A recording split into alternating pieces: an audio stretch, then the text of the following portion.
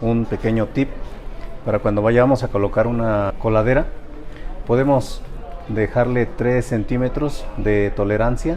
para que cuando el albañil nos llegara a fallar en el nivel de piso terminado, nosotros tenemos una tolerancia de 3 centímetros para que podamos ponerlo al nivel que se necesite esta coladera.